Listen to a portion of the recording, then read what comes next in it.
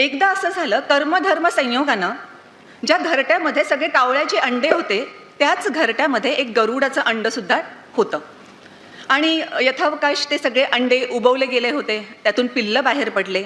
अर्थातच कावळ्याच्या अंड्यांमधून सगळे कावळे बाहेर आले, गरुडाच्या अंड्यामधून गरुडाचं पिल्लू बाहेर आलं.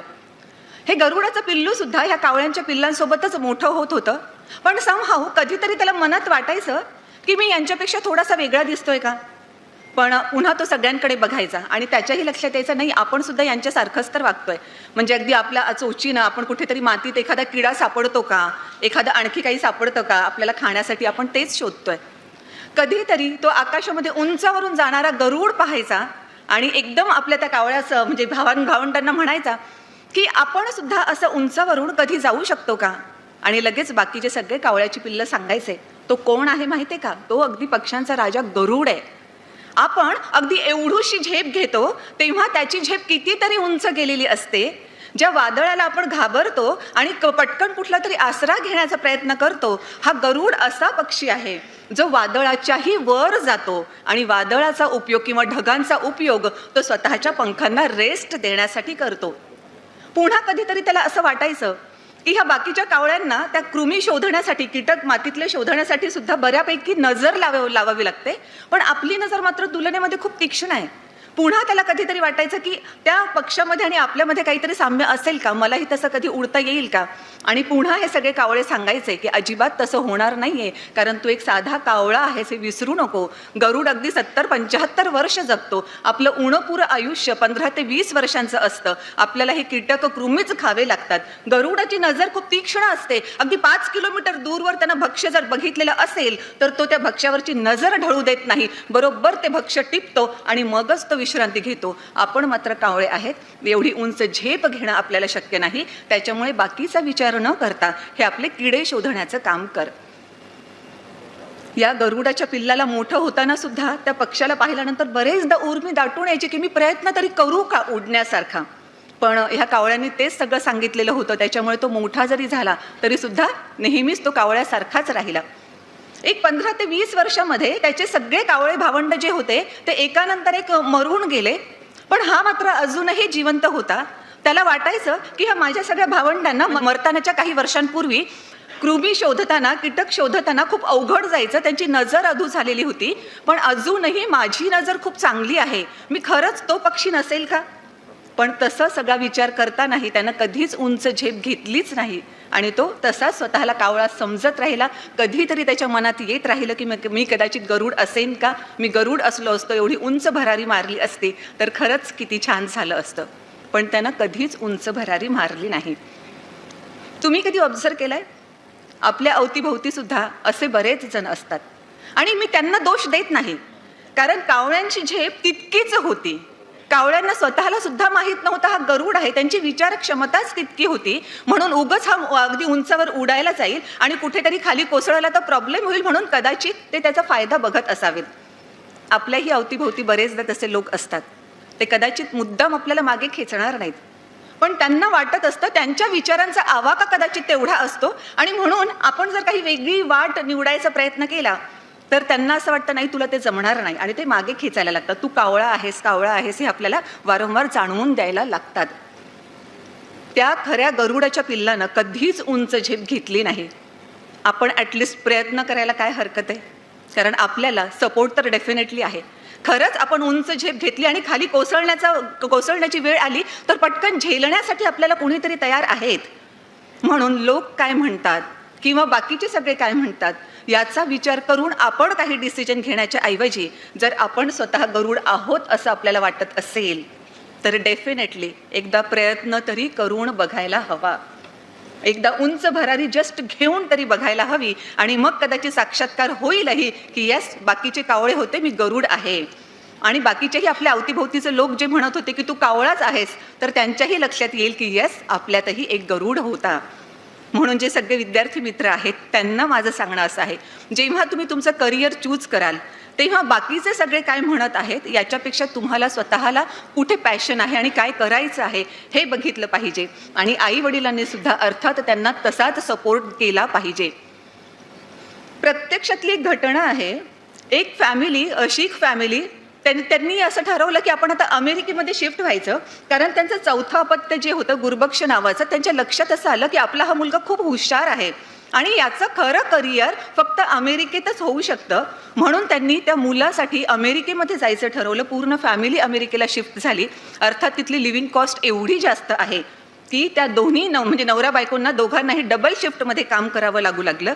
या छोट्याशा 4 वर्षांच्या गुरुबक्षला त्याची मोठी बहीण सांभाळत होती आणि आई वडिलांच्या डोळ्यांमध्ये स्वप्न होतं की माझा हा मुलगा एक दिवस डॉक्टर किंवा इंजिनियर होईल.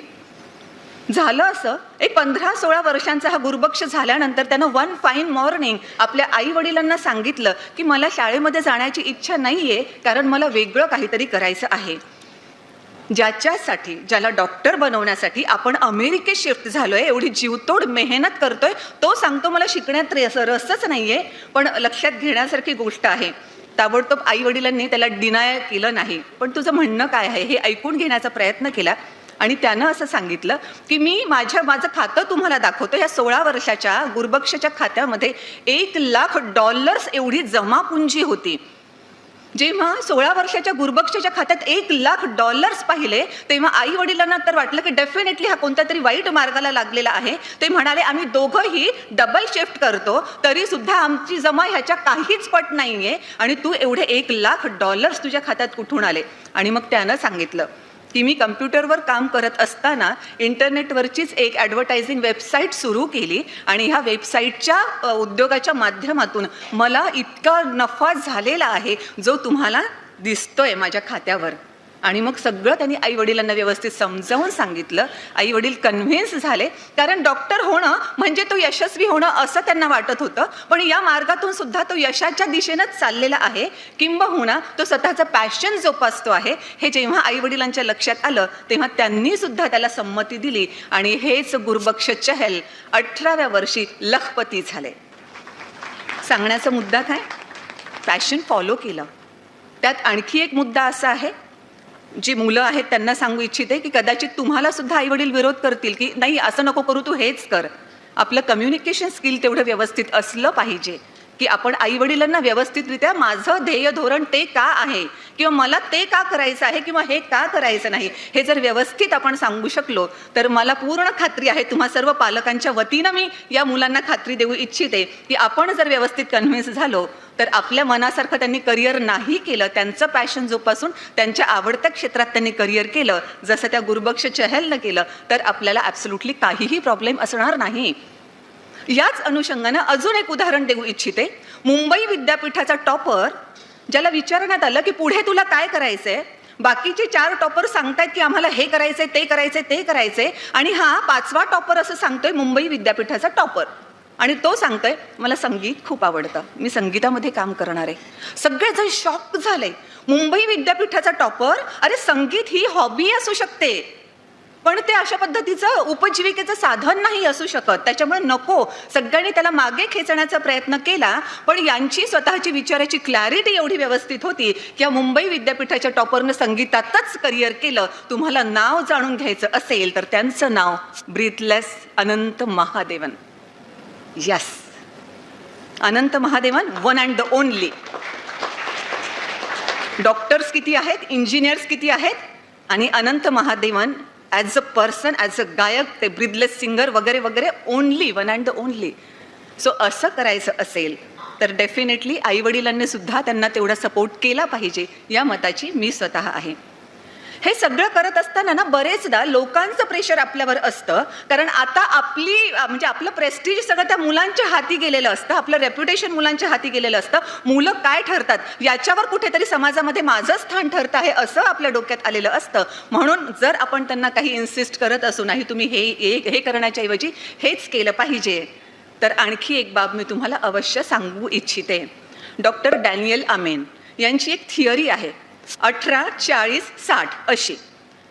भरपूर सारं संशोधन केल्यानंतर त्यांनी ही थिअरी मांडली आणि त्यांनी असं सांगितलं, वयाच्या 18व्या वर्षापर्यंत प्रत्येकाला वाटत असतं की संपूर्ण जगाचं लक्ष फक्त माझ्याकडे आहे, त्याच्यामुळे मला हे केलं पाहिजे, हे नाही केलं पाहिजे, वगैरे वगैरे वगैरे सगळं काही.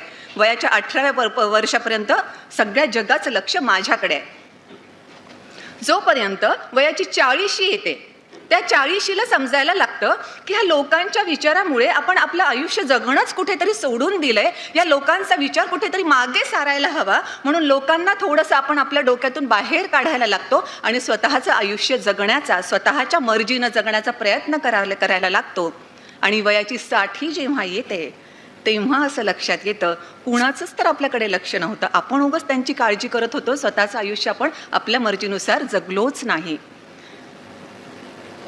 जे ब्राउनी वेअर यांचं पुस्तक आहे ना, की डाईंग बेडवर असणाऱ्यांचे कोणते टॉप 5 रिग्रेट्स ऑफ डाईंग, त्याच्यामध्ये हे फार महत्त्वाचं रिग्रेट आहे की आपण कंटिन्युअसली तोच सगळा विचार करतो आणि वयाच्या 60ला आपल्या लक्षात येतं की कुणाचंच तर आपल्याकडे लक्ष नव्हतं. म्हणून ह्या 18, 40, 60चा नियम लक्षात घेऊन 60व्या वर्षी जे शिकायचं आहे ते आपण आताच शिकलेलं अधिक योग्य राहील असं मला प्रामाणिकपणानं वाटतं. त्यात आणखी एक मुद्दा काय येतो माहित आहे का? बरेचदा आयुष्यामध्ये अगदी छोट्या मोठ्या सुद्धा गोष्टी अशा असतात जेव्हा खरंच आपण लोकांचा विचार करायचा की काय करायचं आहे हे डिसिजन आपल्याला घ्यावं लागतं. आणि खरंच मी जे म्हणते ना की लोकांचा विचार कुठे करायचा आणि कुठे नाही करायचा, त्या संदर्भाने एक उदाहरण देते.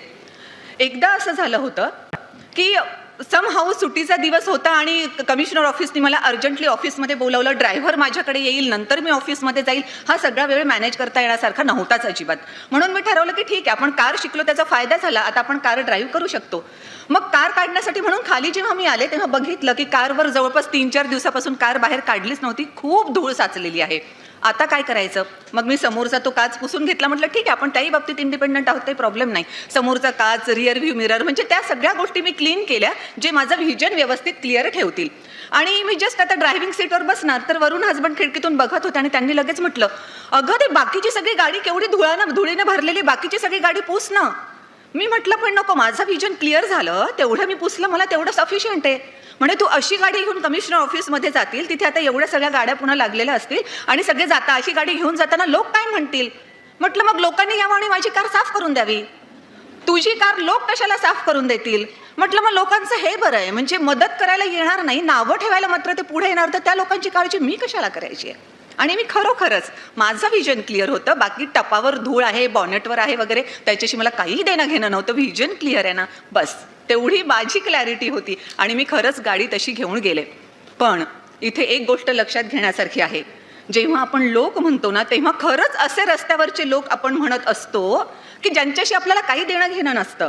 पण यामध्ये जेव्हा आपले नियर अँड डिअर्स असतात, यामध्ये जेव्हा आपले शेजारी किंवा आपल्याला ओळखणारे असतात, अशा सगळ्या लोकांशी मात्र, अशा सगळ्यांशी मात्र, लोकांशी नाही म्हणणार मी, पण अशा सगळ्यांशी मात्र जर आपण व्यवस्थितरित्या कम्युनिकेट केलं तर बहुतांश प्रॉब्लेम आपल्याला सॉल्व्ह करता येतात.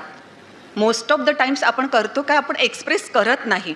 आणि मग उगाचच पर्टिक्युलरली महिला वर्ग म्हणजे खूप सहन करत राहतो. सहनशीलता आपली तिथे कुठेतरी आपला अवगुण ठरतो की आपण सतत सहन करत राहतो, बोलून दाखवत नाही, कुणाला काही आपल्या भावना सांगत नाही आणि कुठेतरी स्वतःला त्रास होत असतो तरी सुद्धा सहन करणं आपण काही सोडत नाही. की जर इच्छा असेल आणि जर कम्युनिकेशन आपण व्यवस्थितरित्या ठेवलं तर प्रत्येक गोष्टीवर सोल्युशन निघू शकतं. पण मी जे म्हणते, आपण महिला ना सगळं सहन करतो, असं कसं म्हणू? त्यांना राग आला तर कसं? मग आपण असं म्हणू नये ना, घरच्या सुनेनं तर ते केलंच पाहिजे. आणि आपल्या वर्किंग वुमनला तर सुपर वुमन व्हायची एवढी घाई झालेली असते की खरंच माझे त्या नवरात्रामध्ये किंवा त्या 8 मार्चला जेवढे हात दाखवतात तेवढे सगळेच्या सगळे हात माझे आहेत आणि मी सगळ्या हाताने काम करते, हे आपल्याला दाखवायचं असतं. पण नाही. तिथे ताबडतोब आपल्याला डिसिजन घेता यायला हवं की त्यांचा राग माझ्यासाठी महत्त्वाचा आहे का माझ्या प्रायोरिटीज महत्त्वाच्या आहेत. मग डिसिजन आपण आपलं घ्यायचं. आणि मग त्यांचा राग खूप महत्त्वाचा आहे, त्यांचा राग मला सहन होणार नाही, म्हणून जर आपण स्वतःचं एक्सप्लॉयटेशन होऊ दिलं मग त्याला जबाबदार त्यांना मानायचं नाही. किंवा ह्यांनी मला असं केलं तेव्हा सगळं असं घडलं, त्यांना समजत नाही का वगैरे, नाही समजत. ते दिवस गेले जेव्हा चेहरा वाचून भावना ओळखल्या जायच्या, ते दिवस गेले. बिटवीन द लाईन्स सुद्धा नाही कळत कुणाला, आता स्पष्ट सांगावं लागतं. म्हणून बरेचदा काही सेशन्सना मी जेव्हा जाते तेव्हा मी म्हणते की येस आय लव्ह यू म्हणावं लागतं, नाही कळत ते म्हणावं लागतं.